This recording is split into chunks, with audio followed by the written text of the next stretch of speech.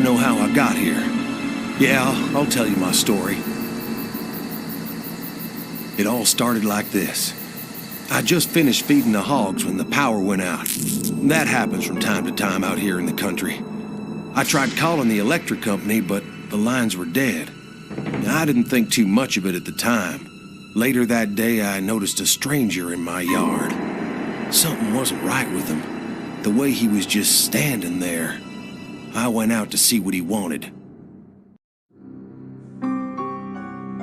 I killed the strangers. It was them or me. The poor devils looked like they fell in a septic tank and festered for a few days. I'd never killed no one before, so I sure was real spooked. I decided to head over to my neighbors across the cornfield. I just didn't feel safe hanging around here all by myself. My neighbors were dead. I didn't know what the heck was going on, and I was scared to death. Reports of violence are coming in from neighboring states. We're unsure at this moment what to make of the situation. The governor is telling everyone to stay in their homes and has issued a... One moment, folks. Something has just come across my desk. I'm getting reports that I'm having trouble reading this bulletin, but I've been told this has been confirmed by official sources. It appears that the dead are coming back to life and eating the flesh of the living. This is unbelievable news we're hearing. I, for one, am truly shocked. For those of you tuning in, this is not a joke. Something has gone horribly, horribly wrong.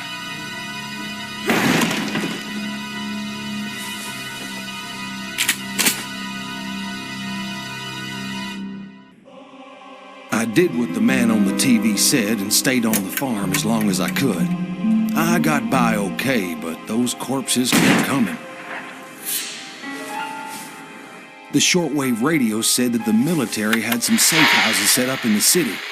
I was running low on supplies and starting to go crazy all by myself. I had nothing to lose.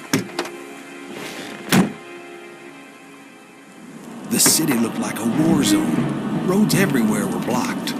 I didn't know where to go until I noticed a flicking light in the hospital up ahead. Someone was signaling SOS. I wasn't going to let a few blocked roads stop me from getting to another living person. I'd go on foot. A doctor was on the intercom. He had locked himself in a security room. I had to find him. The doctor had come for supplies a few days ago. The men he was with were murdered by those living dead. Once the killing started, he locked himself in this room. It kept him safe, but now he couldn't get out. The doctor said that if I went to the basement, I could open the door by flicking an electrical switch down there. First, I needed his pass card to get into the basement. He buzzed me into the offices so I could fetch it. The whole hospital was burning down. I needed to grab the doctor and get out of there.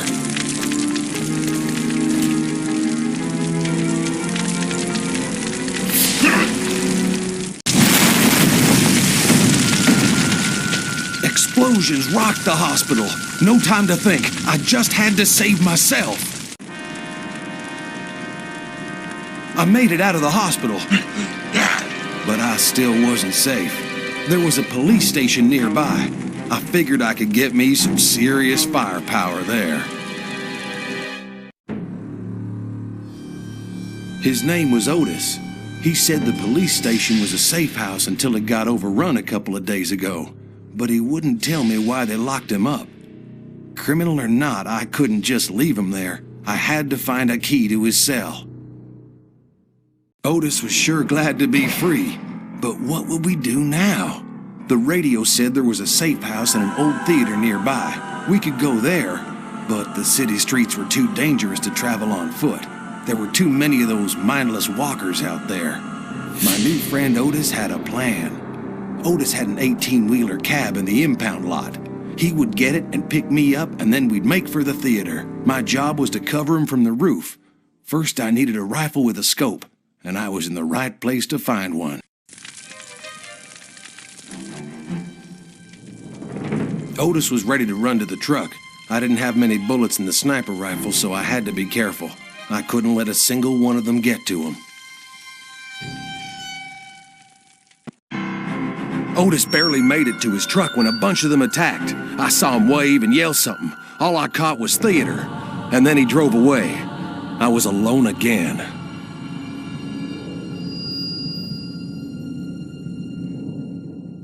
Otis had abandoned me. I had to find another way to get to the theater. It wasn't too far, but the streets were crawling with the living dead.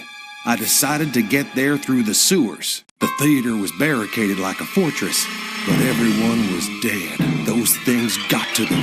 I needed some rest. But first, I had some business to deal with.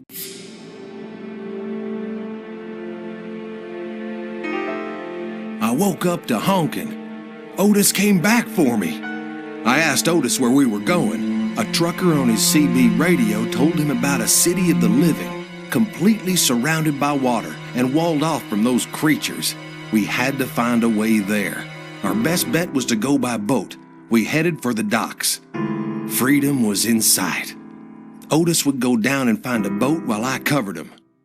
Otis found a 20-footer. He would hotwire it while I went to the control tower to open up the harbor gates. We barely got out of there alive. It was like they knew we were trying to get away. I was relieved, but Otis wasn't doing so good. I could tell they had got to him. He looked at me and took a deep breath and asked for one last favor.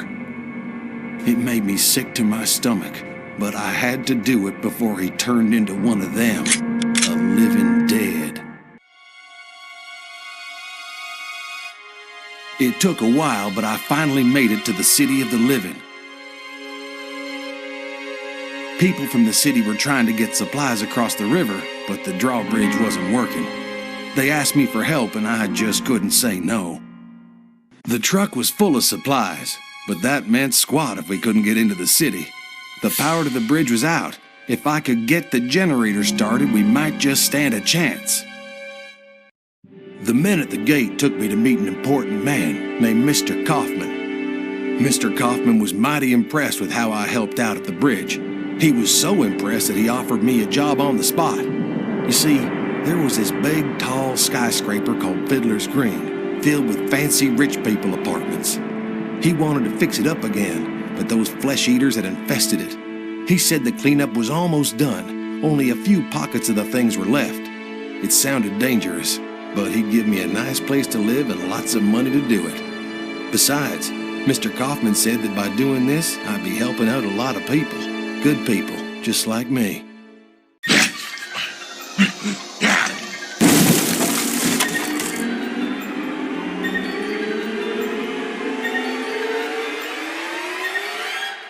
And that's how I got from the farm to the top of Fiddler's Green. Inside the city, life went on. Kaufman opened his fancy tower. Only the rich and famous were welcome, but that's a whole different story. At times, things seemed almost normal, but I knew, heck, we all knew, beyond the city walls was nothing but death, and it was trying to get in.